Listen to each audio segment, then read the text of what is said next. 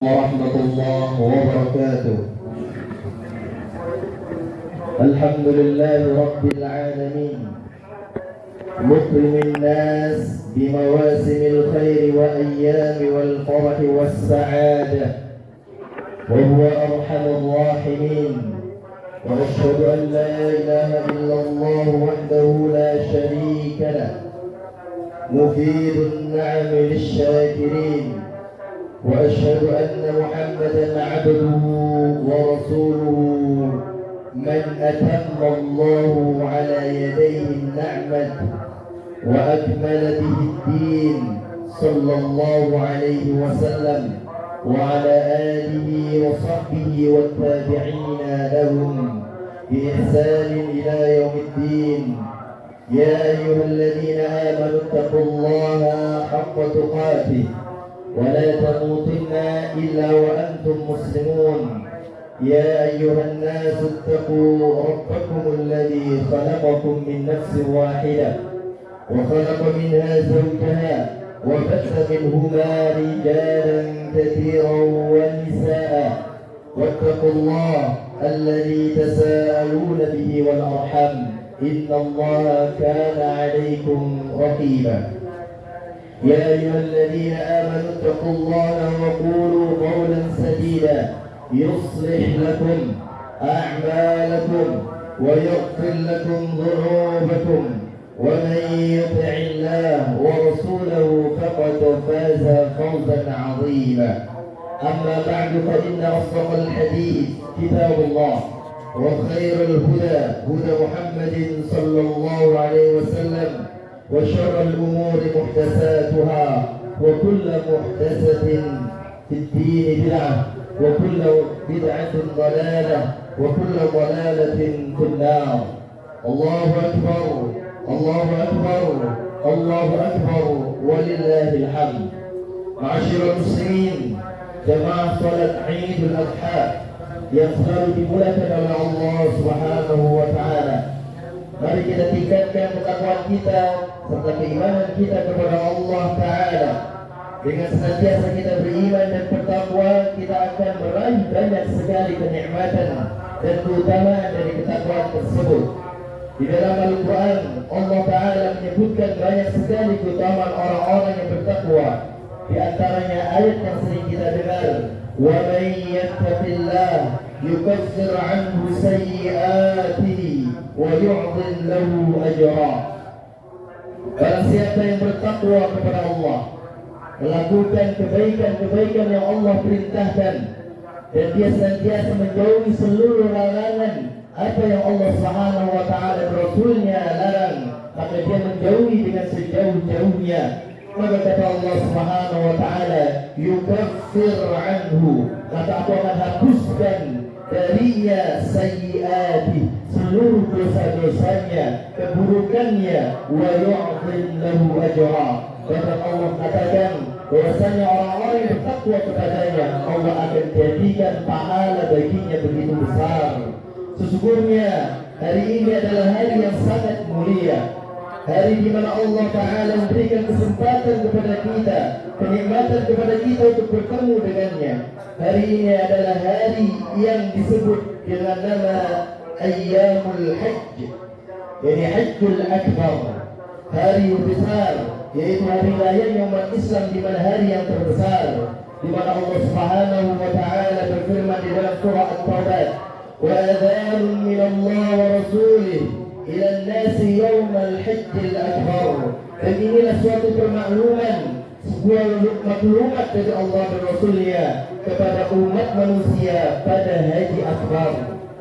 Kaum muslimin, Syekh Dr. Muhammad Sulaiman Al-Asqar, salah satu ulama pakar tafsir hadis, tafsir Al-Quran, mengatakan di dalam kitabnya, beliau mengatakan, yakni di hari Idul Adha Allah menyebutkannya dengan sebutan besar karena pada hari itu orang-orang melaksanakan haji semuanya berkumpul. Kemudian ataupun beliau mengatakan hampir seluruh rangkaian ibadah haji dilakukan pada hari tersebut. Nabi kita Muhammad sallallahu alaihi wasallam menyebutkannya sebagai hari yang paling agung. Bahkan beliau sallallahu alaihi wasallam bersabda, "Inna a'zamal ayyami 'inda Allah."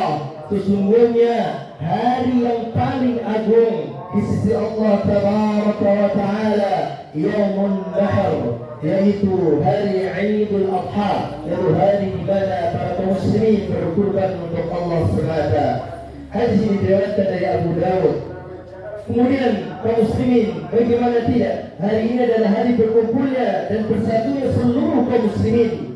Hari ini yang penuh dengan penyambungan silaturahim, di mana saling mengasihi. Hari yang penuh dengan kegembiraan dan wajah yang berseri-seri. Hari di mana Allah Ta'ala ingin seluruh kaum muslimin berbahagia dan bergembira. Bagi kaum muslimin yang berbahagia, tidak ada yang kita dihadir di sini kecuali dipenuhi dengan kegembiraan, di mana Allah Subhanahu wa Ta'ala memberikan kepada kita nikmat masih tetap pada 10 di awal bulan Dzulhijjah. Bagi kaum muslimin, sudah seharusnya kita menjadi orang-orang yang senantiasa bersyukur kepada Allah. Karena Allah jadikan hari-hari tasyrik adalah hari makan dan minum, kebahagiaan yang terus kita isi dengan penyembelihan-penyembelihan, dan ini adalah bentuk dari kita taqarrub ila Allah. Di mana Nabi sallallahu alaihi wasallam bersabda dalam riwayat Muslim, "Ayyamu tasyrik, ayyamu aklin wa syarbin wa dzikrin lillah." Sesungguhnya hari tasyrik itu adalah hari-hari makan dan minum, dan juga hari di mana kita berzikir kepada Allah Azza wa Jalla. Allahu Akbar, Allahu Akbar, Allahu Akbar, la ilaha illallah. Kaum muslimin, ucapan Nabi ini bukanlah tanpa alasan.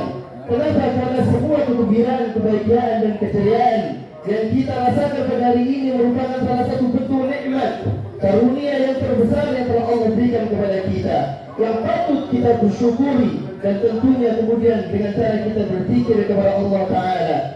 Kegembiraan yang kita rasakan hari ini juga merupakan bentuk pembuktian atas besarnya nikmat Allah, di mana Allah Subhanahu wa Ta'ala berfirman, "Qul bifadlillah wa birahmatihi."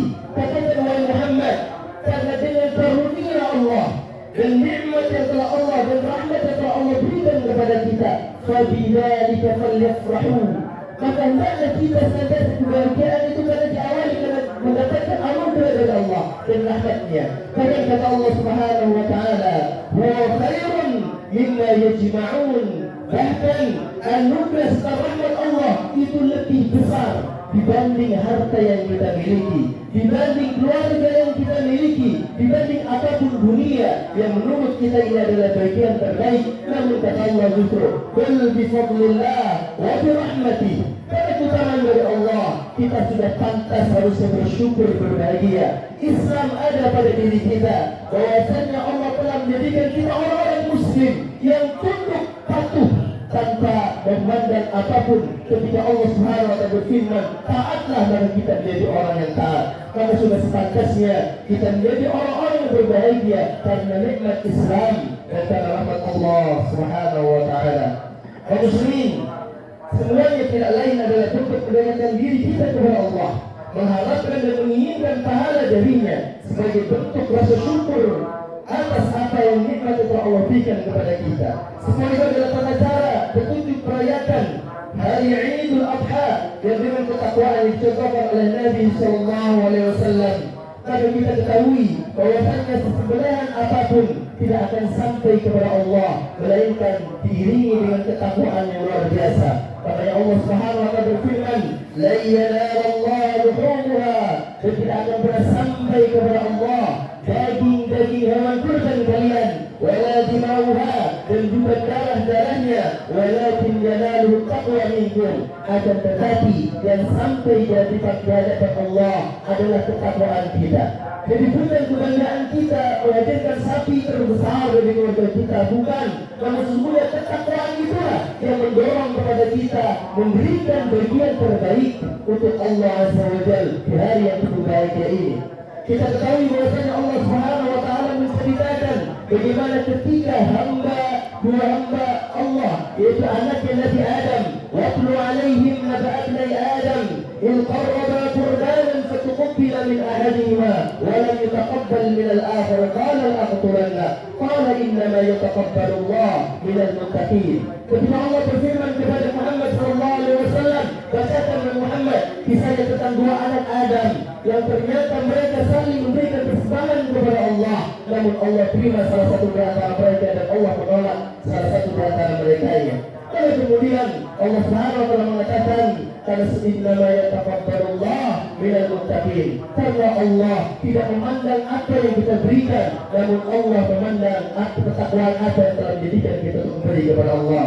Allahu Akbar, Allahu Akbar, Allahu Akbar, la ilaha illallah, Allahu Akbar, walillahil hamd.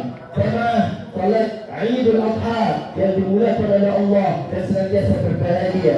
Haji wada adalah haji yang terakhir, haji perpisahan Nabi kita mulia sallallahu alaihi wasallam. Ini adalah tanda selesainya tugas beliau.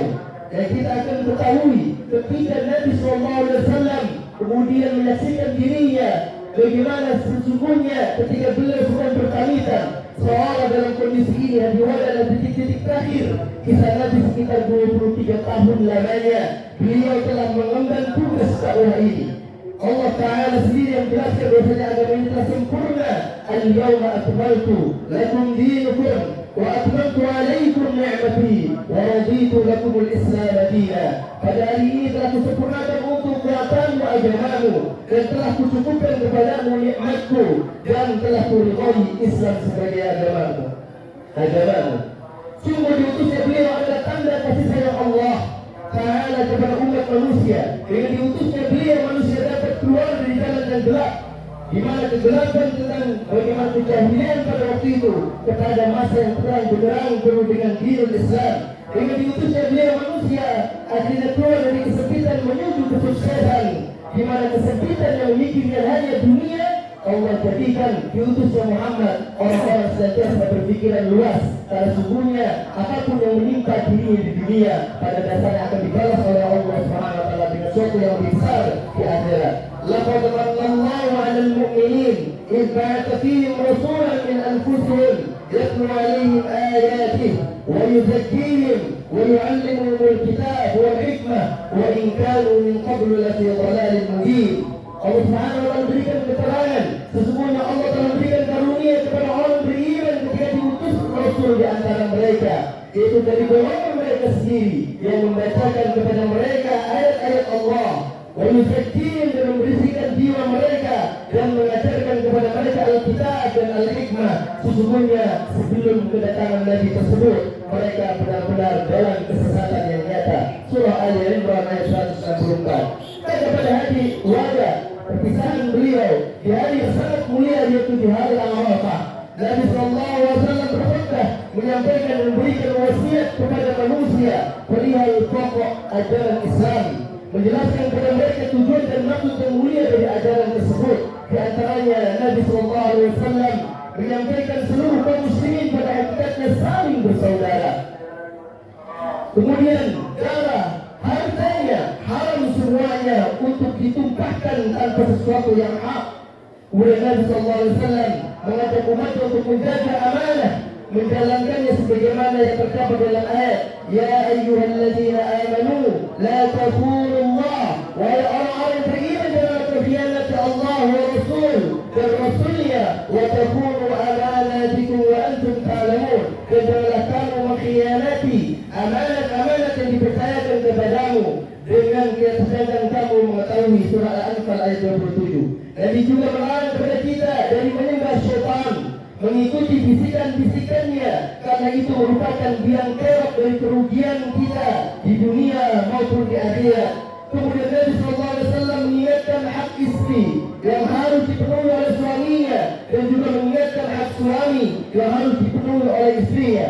Disebutkan dalam kisah yang panjang, beliau menyebutkan bahwasanya seorang istri harus memenuhi hak suaminya dengan dia tidak memasukkan orang atau meningkatkan kepada permadaninya ke dalam rumahnya orang yang dibenci oleh suaminya. Demikian juga Nabi mengingatkan hak antara suami dan istri, tidak hanya menyebutkan haknya istri, kemudian Nabi SAW juga menyebutkan haknya tentang bagaimana haknya suami. Kemudian Nabi SAW bersabda, ala inna lakum ala nisaikum haqqan, sesungguhnya kalian memiliki hak atas istri kalian, wali nisaikum alaikum haqqan, dan sesungguhnya istri-istri kalian juga mempunyai hak atas diri kalian. Hadis diriwayatkan oleh Imam At-Tirmidzi. Nabi sallallahu alaihi wasallam juga bersabda dengan perkataan yang sangat membekas, "Ayyuhan nas, wahai manusia, isma'u qawli, dengarkan perkataanku. Dengarkan perkataanku, fa inni la adri la'alli la alqakum ba'da 'ami." Karena aku di hari ini tidak tahu apakah nanti aku ketemu lagi dengan kalian setelah ini atau tidak. Maka kemudian di hadzal mawqif abadan, di tahun ini selamanya. Seolah-olah bahkan para sahabat merasakan begitu kesedihan yang mendalam, karena mereka pun tahu bahkan istri Nabi merasakan betapa ajal Nabi terasa sudah sangat dekat. Sudah ucapan yang tentunya kita akan menyayat hati kita. Bayangkan kaum muslimin, ketika kita kehilangan ayah saja. Hari ini kita memiliki ayah yang mungkin kita belum bisa berbakti penuh kepadanya. Sering kali kita membuat menangis mereka. Sering kali membuat kita tidak bisa beliau tidak bisa tidur karena kita. Sering kali ayah ibu kita menjadikan mereka adalah orang-orang terus berdoa untuk anak-anaknya agar mereka sadar bahwasanya apa yang diharapkan olehnya adalah kebahagiaan dunia dan akhiratnya. Tapi bagaimana dengan seorang Nabi? Seorang yang sangat peduli, bahkan beliau lebih peduli terhadap umatnya dibanding terhadap siapapun keluarganya. Kalau sesungguhnya yang Nabi paling ingat adalah ummati, ummati dan ummati. Maka sungguh seyogyanya kita sebagai seorang muslim adalah orang yang senantiasa akan perhatikan bagaimana wasiat-wasiat Nabi. Maka sesungguhnya di antara wasiat yang agung adalah kita senantiasa berbakti kepada orang tua kita. Bahkan Nabi sallallahu alaihi wasallam ketika wasiat berbakti kepada keduanya adalah bagian setelah ketika Allah mengatakan wa qada rabbuka alla ta'budu illa iyyah wa bil walidayni ihsana. Allah memerintahkan untuk kita menyembah Allah, lalu kemudian mengatakan kepada kita, dan jangan lupa kalian senantiasa berbakti kepada orang tua kalian. Karena tanpa mereka, wallahi, ketika kita ketinggalan mereka, maka kita akan menjadi orang yang paling luntang lantung. Tidak ada lagi yang peduli dengan waktu kita, tidak ada lagi yang peduli dengan kondisi kita. Bahkan tidak ada di dunia ini, bahkan istri kita mungkin tidak pernah perhatian yang lebih bagaimana perhatian ibu dan bapak kita. Orang yang senantiasa menanyakan kondisinya, bagi kaum muslimin, sadarlah, sesungguhnya kehilangan orang tua adalah bagian yang sangat menyakitkan. Sebelum mereka tiada, maka berbaktilah kepada mereka, teruslah meminta doa mereka. Tidak ada lagi doa terkabul lagi jika kita tidak berbakti kepada mereka. Karena kedurhakaan kita kepada orang tua adalah bagian dari yang tidak akan pernah Allah bahagiakan kita di dunia dan akhirat. Kaum muslimin rahimani wa rahimakumullah. Lalu bagaimana dengan ketika Nabi sallallahu alaihi wasallam berpamitan? Itu adalah bagian dari yang sesuatu yang mengundang meneteskan air mata, karena para sahabat sadar betul bahwa perpisahan dengan Nabi sallallahu alaihi wasallam sangatlah dekat. Allahu akbar, Allahu akbar, Allahu akbar, la ilaha illallah, Allahu akbar. Wahai kaum muslimin rahimani wa rahimakumullah, ketahuilah bahwasanya keluarga kita adalah amanah yang besar. Kaum muslimin, ketahuilah bahwasanya keluarga kita adalah amanah yang besar. Kita akan dimintai pertanggungjawaban di hadapan Allah. Di hadapan Allah kita akan dimintai pertanggungjawaban. Maka jagalah istri-istri kita.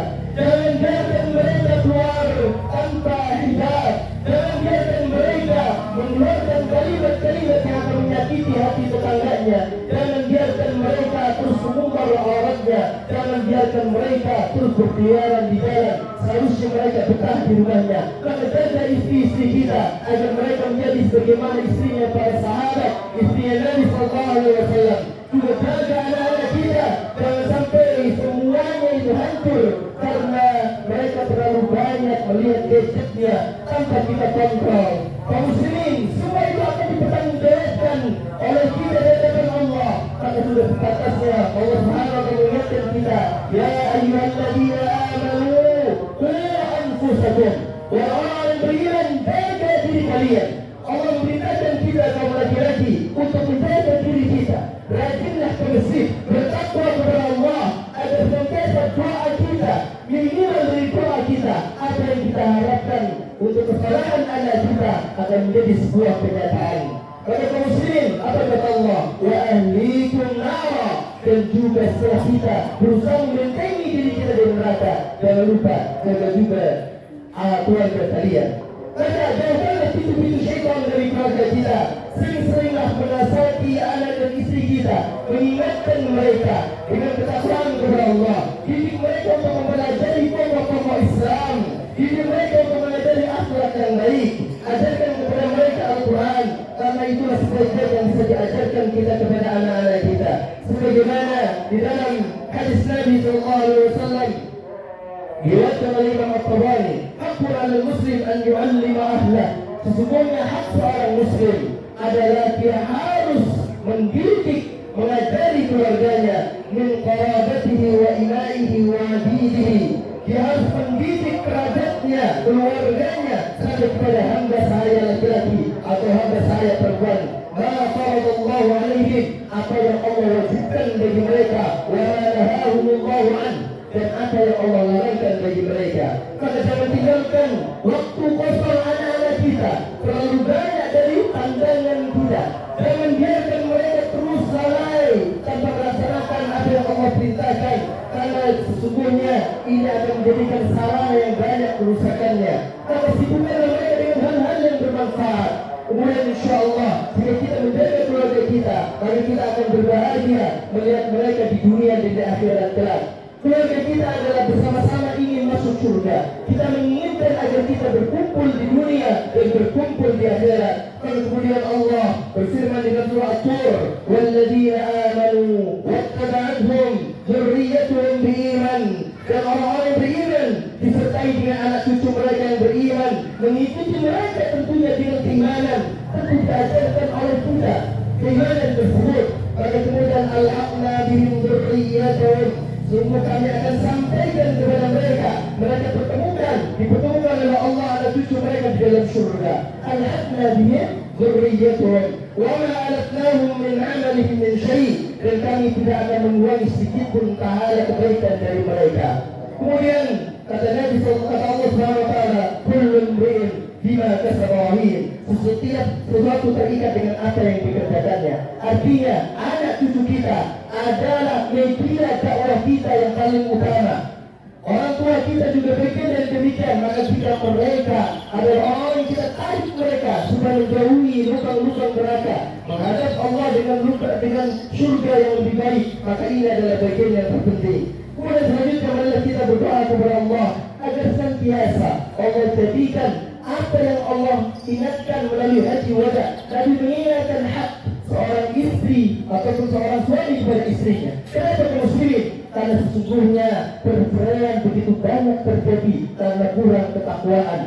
Atau pertengkaran antara anak dan ayahnya, atau pertengkaran antara ibu dan bapaknya, atau pertengkaran antara anak kepada ibunya, itu diakibatkan karena kurangnya iman, karena kurangnya iman mereka kepada Allah, karena khasyah dia kepada Allah. Baik kaum muslimin, hendaklah kita ingat ketika Nabi kita, salah satu dari ayat dari Nabi Yusuf, "Am kuntum syuhada idh hadara Ya'qub al-maut idh qala li bani ma ta'buduna min ba'di." Seorang Ya'qub yang sudah begitu tua kemudian mengatakan kepada anak-anaknya, "Am kuntum syuhada?" Apakah kamu tidak menyaksikan bagaimana ketika Ya'qub hendak kedatangan maut? Maka dia mengatakan kepada anak turunannya, mengatakan, "Siapa yang kalian sembah setelah diriku?" Maka yang dikhawatirkan adalah bukan harta yang ditinggalkan, yang dikhawatirkan bukan apa-apa yang dunia yang dimiliki, namun yang pertama kali dipikirkan adalah siapa yang kalian sembah setelah ini.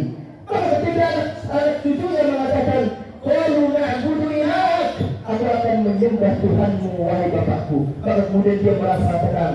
Maka kaum muslimin, ajarkan tauhid kepada anak kita, kepada anak cucu kita, karena terkadang hak-hak di antara suami mengharapkan kewajiban istri kepada dirinya, namun sedikit di antara suami dia memperhatikan haknya istri daripadanya. Maka kaum muslimin, minimal seseorang tidak hidup karena Allah, maka dia yang dia pikirkan adalah bagaimana saya menyelesaikan kewajiban saya kepada istri saya, walaupun terkadang kita tidak menerima haknya sebagai seorang suami. Karena sesungguhnya nanti kita berhadapan di hadapan Allah masing-masing mempertanggungjawabkan seluruh amalnya. Jika seorang istri yang tidak pernah melakukan kepada suaminya suatu kebaikan atau meladeninya dan seterusnya, maka sesungguhnya dia akan dimintai pertanggungjawaban di hadapan Allah. Kalau bagi seorang suami terus berdoa dan maafkan mereka, maka Allah mengatakan fa'fu anhum, maka maafkan mereka.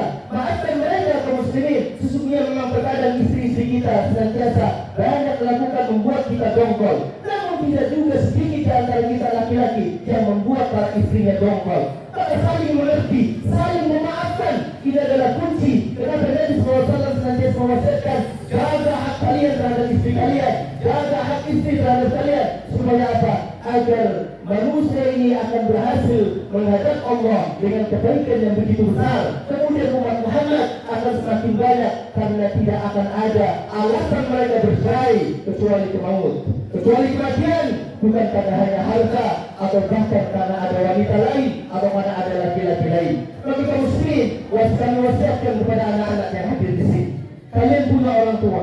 Kita semua yang hadir di sini adalah seorang anak yang masih hidup orang tua kita. Maka jangan sampai kita habisi waktu kita hanya untuk bekerja, tidak mengharapkan keinginan dan keinginan mereka. Dengarkan keinginan mereka. Selama kita mampu untuk memberikan atau mewujudkan keinginannya, maka wujudkanlah. Karena demi Allah, ketika mereka tiada, di situ kita akan merasa menyesal seumur hidup. Dan kita tidak akan pernah ketemu lagi ibu yang satu, kedua, dan ketiga, atau seorang ayah. Karena selamanya ibu kita tetap satu dan bapak kita cuma satu. Maka muslimin, rahimani wa rahimakumullah, sebelum Allah ambil mereka, sebelum Allah jadikan mereka orang-orang yang meninggalkan kita, berbaktilah kepada mereka, ajak bicara mereka, ajak mereka untuk senantiasa bagaimana apa yang membahagiakan dirimu wahai bapak dan ibu. Maka insya Allah Anda akan menjadikan dirimu adalah orang-orang yang senantiasa berbahagia sebelum peninggalanmu, atau bahkan Anda akan menjadi manusia yang senantiasa berbakti kepada kaum muslimin rahimani wa rahimakumullah. Semoga yang hadir di sini, anak-anak cucu kita menjadi anak-anak yang saleh dan salehah. Istri yang hadir di sini menjadi istri-istri yang salehah, istri yang tahu akan haknya suaminya, walaupun terkadang suaminya tidak memberikan hak kepada dirinya. Suami yang tahu akan hak istrinya, namun walaupun terkadang istrinya sedikit memberikan kewajiban kepadanya. Maka kaum muslimin, jika kita saling memaafkan, maka semua akan menjadi jalan yang terbaik. Maka disinilah kenapa Nabi mewasiatkan, sesungguhnya atas kalian terhadap istri kalian hak, dan istri kalian terhadap kalian hak. Ini menunjukkan jika rumah tangga kaum muslimin ini senantiasa tentram dan baik-baik saja, maka insya Allah kedepannya Islam akan semakin maju. Maka tidak ada antara tetangga saling menggunjing tetangganya, atau ada tetangga yang justru dia ridho bahkan dia senang ketika tetangganya dalam kondisi susah. Mari kita berdoa kepada Allah Azza wa Jalla, semoga yang Allah kumpulkan di sini menjadi orang-orang yang saleh, ibadika salihin, menjadi hamba-Mu yang saleh ya Allah, yang hadir di sini, yang sepuh-sepuh. Jangan lupa mendoakan yang muda agar yang muda istiqamah, yang muda jangan lupa menghormati yang tua agar senantiasa, karena tanpa mereka kita tidak tahu asal manisnya negara. Tanpa mereka kita tidak tahu bagaimana kondisi kehidupan yang begitu luar biasa menyakitkan. Tanpa orang tua kita tidak tahu bagaimana kita sampai di sarjana S1, S2, S3, bahkan kita sampai memiliki apa yang kita harapkan. Maka kaum muslimin, kita berdoa kepada Allah, mudah-mudahan hari Id ini kita mampu mengeluarkan harta terbaik kita untuk berkurban di jalan Allah. Jangan sampai kita diusir oleh Nabi SAW karena memiliki uang untuk berkurban, namun kita meninggalkan kurban. Di mana Nabi SAW mengatakan, "Man kana lahu sa'ah", barang siapa yang hari ini, hari ini memiliki tabungan 3 juta, 4 juta, 5 juta atau bahkan lebih, namun dia tidak balan yuqahi, dia tidak berusaha untuk mengorbankan ataupun berkurban, memberi 1 ekor kambing atau urunan sapi, maka kata Nabi, "Fala taqrabanna musallana", jangan dekat-dekati mushola kami, jangan dekat-dekati tempat sholat kami. Kalau kaum muslimin masih yang memiliki ruangan rezeki, masih bisa cari kambing, masih bisa cari sapi, dan terus mudah-mudahan Allah akan ganti. Wa naqasat min mali min shadaqah, tidak akan berkurang harta kita sedikit pun dari sedekah yang kita keluarkan. Innallaha wa malaikatahu yusholluna 'alan nabi ya ayyuhalladzina amanu shallu 'alaihi wa sallimu taslima. Allahumma shalli 'ala Muhammadin wa 'ala ali Muhammad kama shallaita 'ala Ibrahim wa 'ala ali Ibrahim innaka Hamidum Majid, wa barik 'ala Muhammad wa 'ala ali Muhammad kama barakta 'ala Ibrahim wa 'ala ali Ibrahim innaka Hamidum Majid. Allahumma 'izz al-islam wal muslimin Allahumma 'izz al-islam wa al-muslimin إلى الحق واجمع كلمتهم على الخير وأكثرهم شوكة الظالمين واكتب السلام والأمن لعبادك الأجمعين. اللهم يا حي يا قيوم يا ذا الجلال والإكرام لا إله إلا أنت سبحانك لا إله إلا أنت سبحانك بك نستجير وبرحمتك نستعين ألا تكلمنا إلى أنفسنا طرفة عين ولا أدنى من ذلك وأصلح لنا شأننا كله يا مصلح شأن الصالحين. اللهم ربنا اغفر أوطاننا وأعز سلطاننا وأيده بالحق وأيد به الحق يا رب العالمين. اللهم أسبغ عليهم نعمتك وأيده بنورك حكمتك وسددهم بتوفيقك واخفضه بعين رعايتك. اللهم أنزل علينا من بركات السماء وأخرج لنا من خيرات الأرض وبارك لنا في ثمارنا وزروعنا وكل أزواج أرزاقنا يا ذا الجلال والإكرام. ربنا آتنا في الدنيا حسنة وفي الآخرة حسنة وقنا عذاب النار. اللهم اغفر للمؤمنين والمؤمنات المسلمين والمسلمات الأحياء منهم والأموات إنك سميع قريب مجيب دعوات. ربنا آتنا في الدنيا حسنة وفي الآخرة حسنة وقنا عذاب النار. وصلى الله على نبينا محمد وعلى آله وصحبه وسلم وآخر دعوانا عن الحمد لله رب العالمين والله على الصلاة. سبحانك اللهم وبحمدك أشهد أن لا إله إلا أنت أستغفرك وأتوب إليك. السلام عليكم ورحمة الله وبركاته.